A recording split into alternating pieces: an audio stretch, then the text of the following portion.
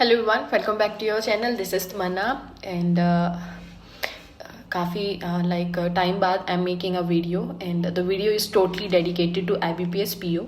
जैसे as you all know IBPS PO अपना जो है वो है 30 नवंबर को. So we have 35 days. एक जो चीज़ हमें रिपीट नहीं करनी है, मिस्टेक नहीं करनी है, just like based on my last mains जो मैंने 3 मेंस दिए हैं, पिछले साल जो मैंने मेंस दिए हैं उनके अलावा 4 मेंस दिए हैं. सो अराउंड 10 मेंस में जो सबसे बड़ी गलती है कि we will wait for the result, like कि हम रिजल्ट का वेट करेंगे एंड मत करो.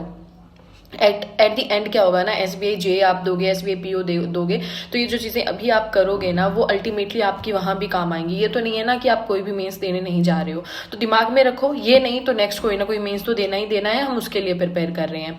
अब बात करते हैं कि मैंने थोड़ी बहुत रिसर्च एंड स्टडी टाइप करी है and based on my experience कुछ चीज़ें मैंने नोट डाउन करी हैं, तो आप स्क्रीन पे साथ में साथ आपको दिखती भी रहेंगी कि I am talking about what.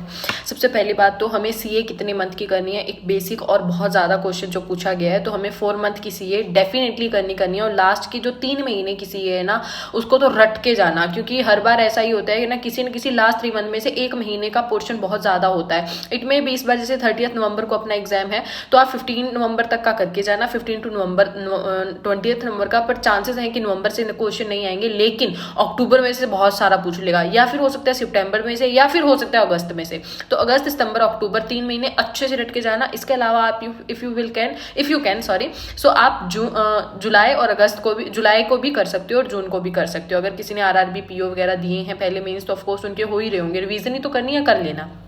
उसके अलावा आपको पेपर से पहले एटलीस्ट 10 मेंस के मॉक लगाकर ही जाने हैं, जिससे आपको थोड़ा सा ऐसा क्लियर हो जाए कि आपको कैसे पेपर अटेम्प्ट करना है, कैसे नहीं करना है, वहाँ माइंड हमारा किस तरह से वर्क करना चाहिए, हमें कौन कौन से क्वेश्चंस को ऑप्ट करना है, कौन से क्वेश्चंस हमें देखते ही ऐसे करना है कि नहीं अभी ये नहीं चांस ले सकते, करना है हमें. क्योंकि वहाँ पे क्या है ना, टाइम बहुत होगा और वहाँ पर क्वेश्चंस भी बहुत कुछ करने होंगे. लेकिन ऐसा नहीं होगा कि जैसे रीजनिंग है तो पूरे के पूरे हमें अटेम्प्ट करके आने हैं, सेम मैथ्स में नहीं. वहाँ पे बहुत क्वेश्चंस ऐसे होंगे जो चूज करके करने होंगे. स्टिल स्टूडेंट्स ऐसे भी हैं जो 10, 12, 15 नंबर के करके आएंगे and they will get final selection. So इस चीज़ को ध्यान में रखना. उसके अलावा इंग्लिश के मेंस के सेक्शन आपको अलग से लगाकर जाने हैं. जस्ट बिकॉज मैं आपकी इन्फॉर्मेशन के लिए बता दूं, इंग्लिश का सेक्शन है वो आपको कहीं ना कहीं बहुत हेल्प करता है IBPS और SBI जैसे एग्जाम में फाइनल सिलेक्शन दिलवाने में.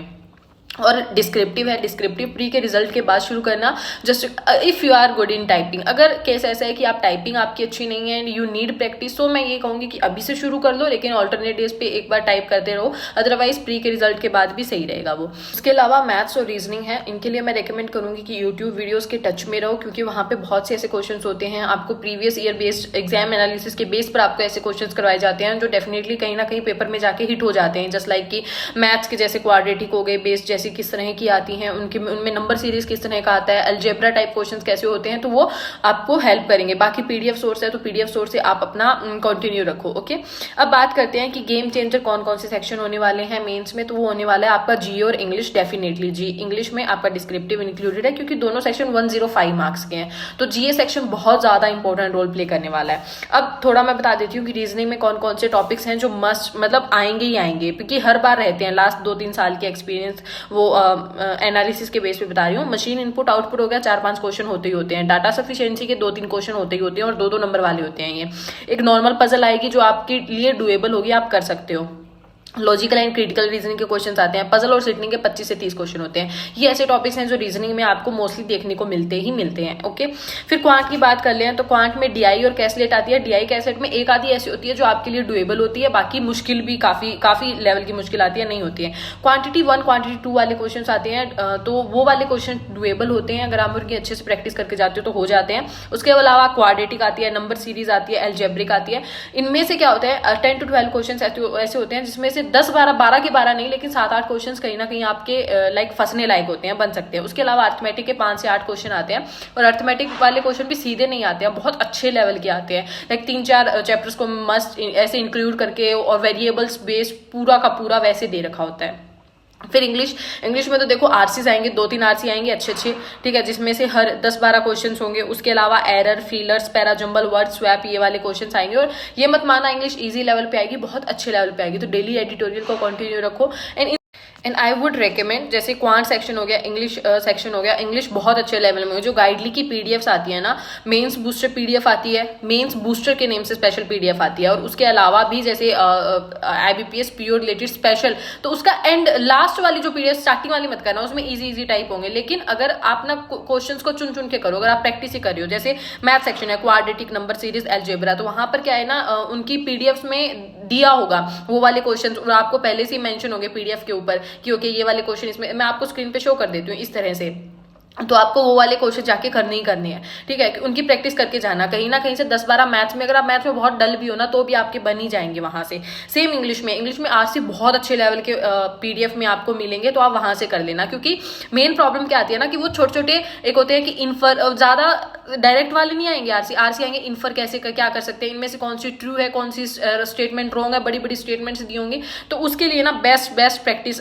मटेरियल है गाइडली का पीडीएफ, वहां से आप कर लेना। इंग्लिश का लास्ट टाइम मैंने यही किया था, पिछले साल से तो इंप्रूवमेंट मुझे हुई थी, इस बार लेट्स सी क्या रहता है क्या नहीं रहता है, बाकी depends on the exam level 2 and तो ये पूरा होल सिनेरियो हो गया आईबीपीएस पीओ के रिगार्डिंग कि कितना क्या करना चाहिए, क्या क्या सेक्शन, कौन कौन से टॉपिक्स इंपॉर्टेंट हैं। ओके, तो होप सो आपको एक सिनेरियो पता लग गया होगा, जो स्टूडेंट्स पहली बार एग्जाम देने जा रहे हैं उनको भी, और जो पहले दे आए हैं पर दे स्टिल नो आइडिया कि क्या करना चाहिए, कितना करना चाहिए।